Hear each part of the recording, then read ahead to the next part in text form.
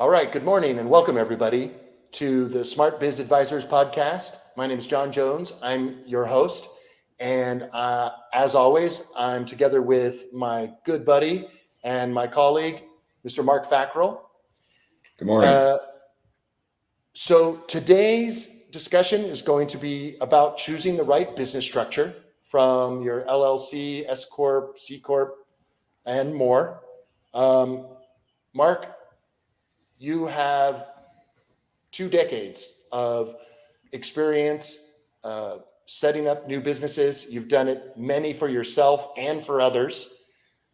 Why don't you give us a little bit of an introduction into the various business structures that are available out there today? Good morning, and thank you for that. And so business structures it's an interesting topic, right? I mean, a lot of people look at this when they're thinking about starting a new business, and it seems kind of daunting to them, right? And it doesn't necessarily have to be, right? It's kind of a matter of, there's a process to go through for each thing, and then you got to figure out which one is best for you. So we'll just kind of do a basic rundown. I'll talk about the different things that exist, and then, maybe some of the pros and cons, and then we can do a little Q&A on it. Okay. So the most basic setup for a business is a sole proprietorship, and that doesn't really require you to do anything. I mean, if you're in business and you're making money for something and you're spending money, you are a sole proprietorship, and the IRS will view you as such, and you've got to put it on your tax return, and it doesn't really require any action on your part. It's super simple because it doesn't really require you to do anything. The challenge that you get along with that is you don't protect yourself from any liability of the business, right? So that's really the reason that these other corporate entities were created, was to protect yourself as an individual from, the liability associated with running a business. So, for example, as a sole proprietorship, if I go out and, I get a bunch of, vendors that provide me goods and, my business for whatever reason doesn't work out, I'm on the hook to pay those people myself. They can come and they can take my house if I don't pay them back. So that's the problem with a sole proprietorship. Okay.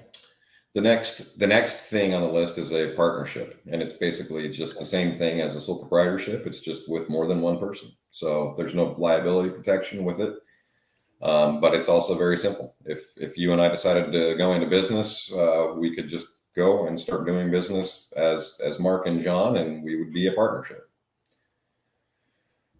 So from a simplicity standpoint, those are the most basic things. And then after that, you get into some of the more complicated things, which have benefits, right? So limited liability company is one of the things that a lot of people think of.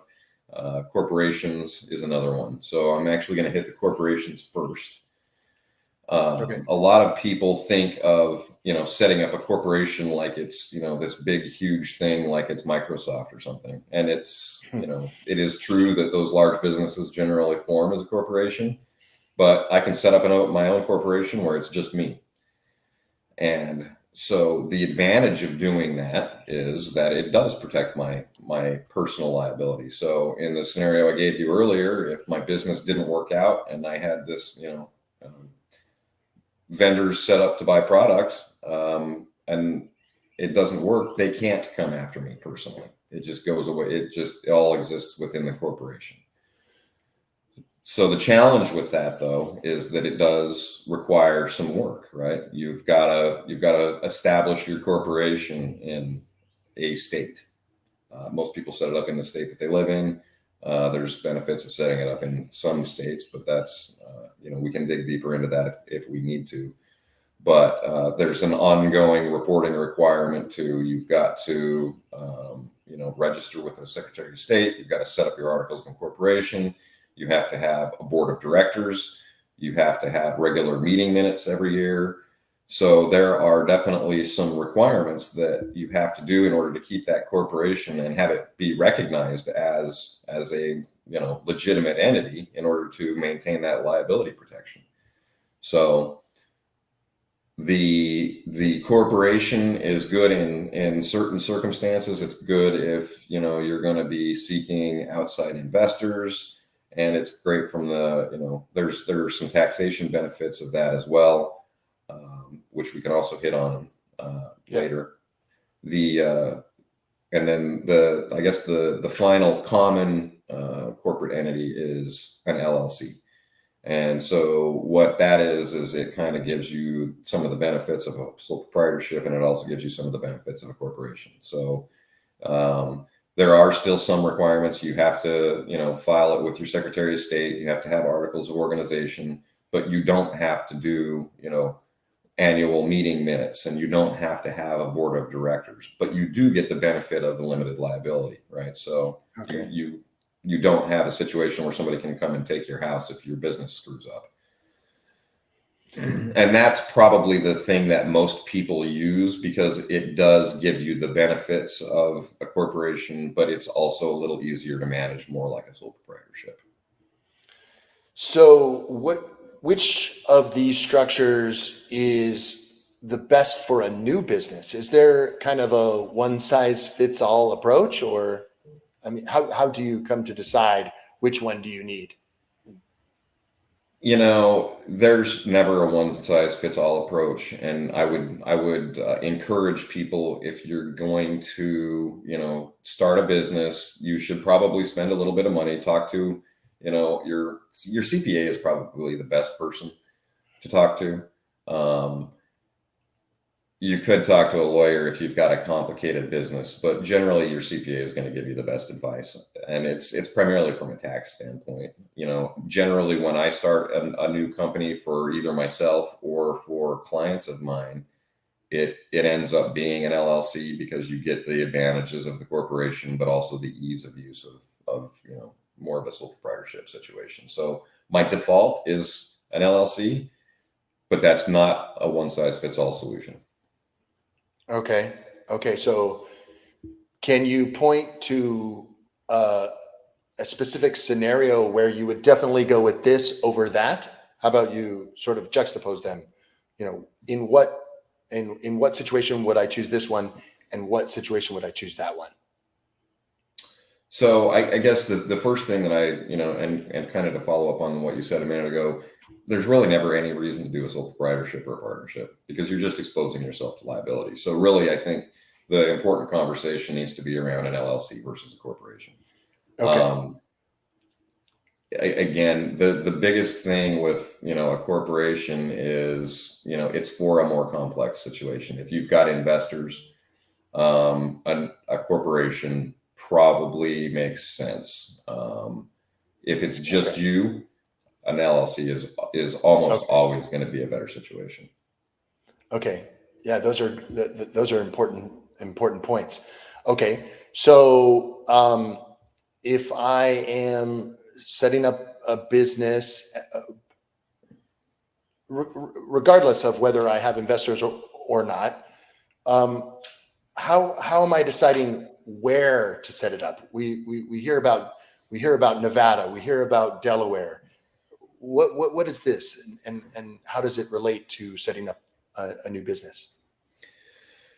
So you definitely see a lot of that, and the reason is there are certain states that are more favorable to create a business is because of the laws that they have around corporate governance, right? So and they primarily apply to a bigger corporation. If you're a Microsoft, you're going to want to incorporate in Delaware, because Delaware's laws that govern corporations are more favorable to the business, and they are less favorable to the investors and the shareholders, right? And so what it does is it gives the business more autonomy and more authority to be able to do what it wants to do without having to go back and ask the shareholders for things.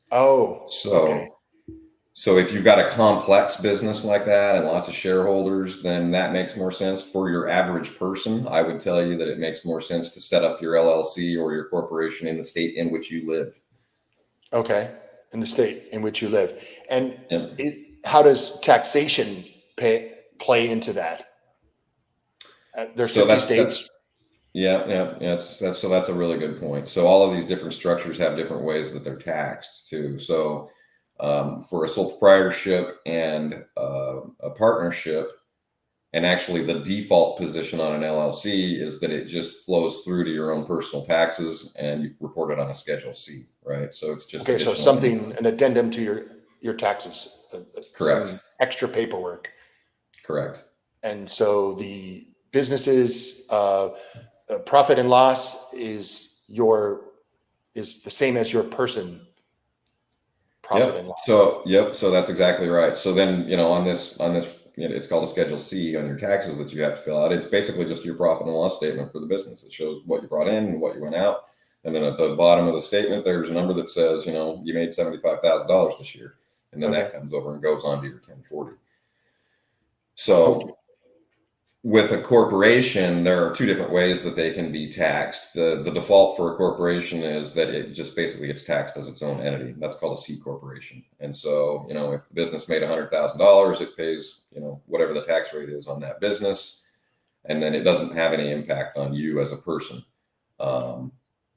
Unless you take dividends or things like that. But it is, for all intents and purposes, its own entity. So the alternative to a C corporation is an S corporation.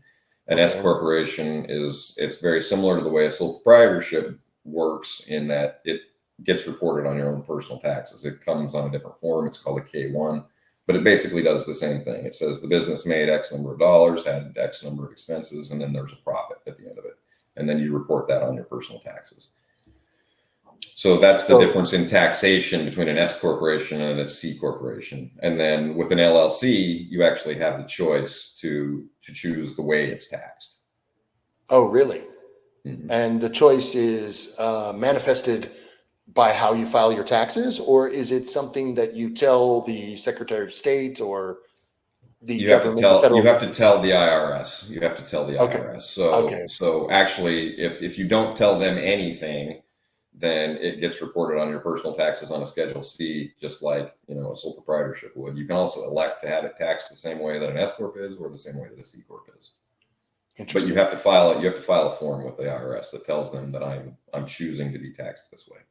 Okay, that's important. So, and we've to this point, we're always discussing federal taxes. Is there any consideration about state taxes? Right?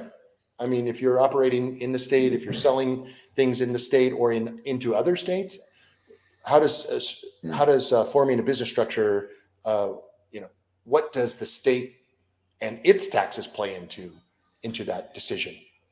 So the crazy thing about doing business in the United States, which, as American citizens, we're all kind of just take this for granted. I deal with a lot of foreign companies companies and foreign business owners, and they look at our situation and they think it's kind of crazy because you've got 50 different sets of rules.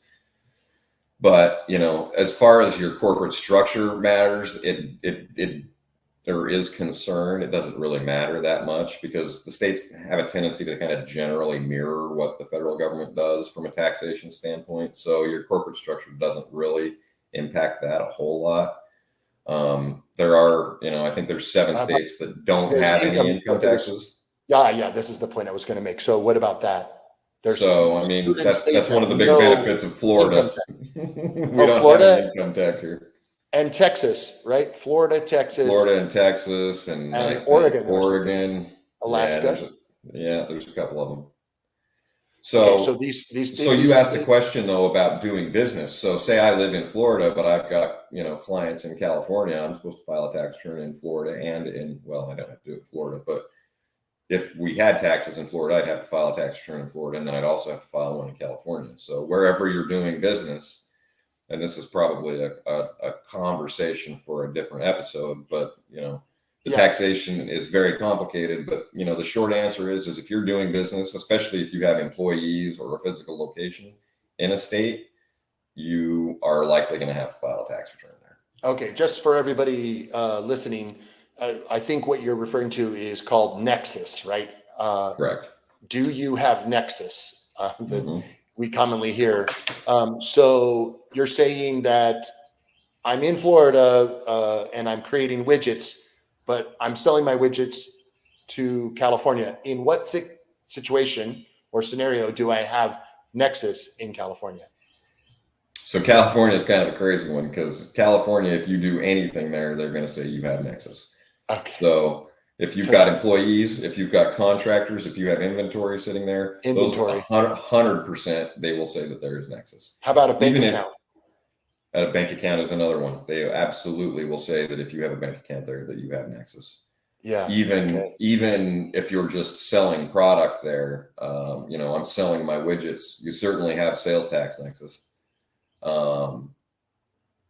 You potentially have income tax Nexus as well. It depends, and that's something you really, again, probably need to consult with an accountant on. Okay, so we've just sort of discussed the various types of business structures in the United States. What kind of advice can you offer somebody that is trying to decide what kind of business structure is best for them? What should they do, and where should they go?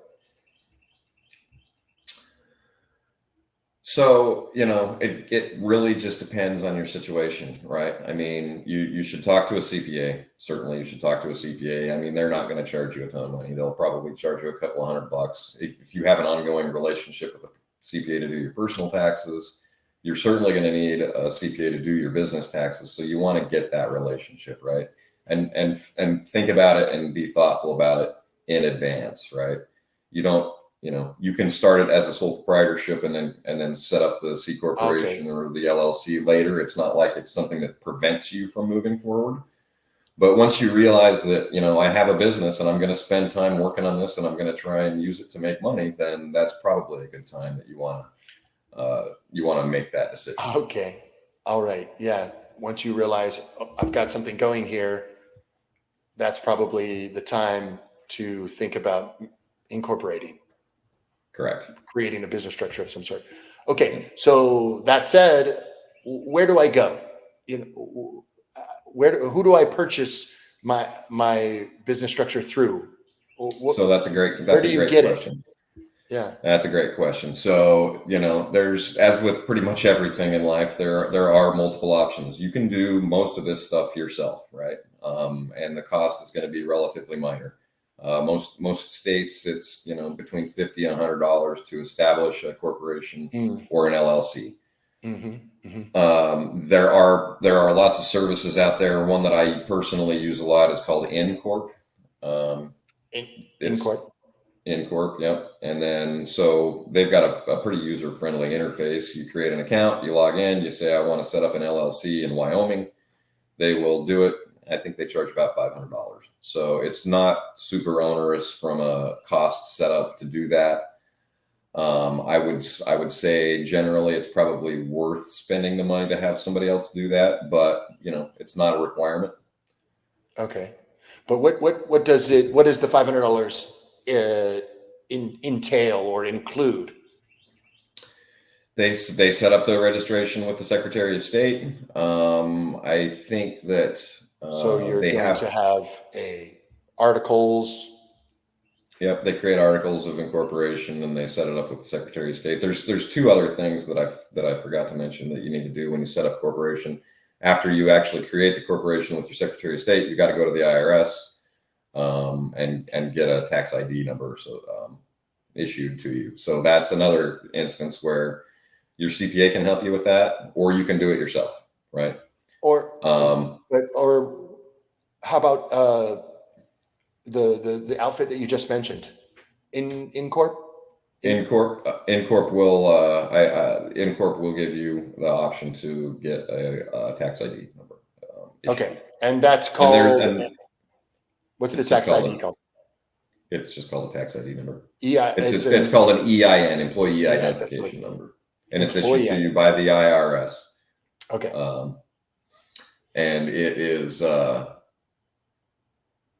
it's basically like a social security number for your business. Yes, that's a good way to put it. Yeah. Yeah. And then there's a third requirement that they actually just came out with this year. The government, in their infinite wisdom, is also always putting more burdens on us. It's called business beneficial ownership information statement that you have to file. And basically it's again, I haven't found an online service that will do this for you. We can do it. I'm not trying to plug my own business, but Okay. we can do it, or your CPA will definitely be able to help you do it. But it's basically just a form that you have to submit to the Financial Regulatory Commission that says who owns the business.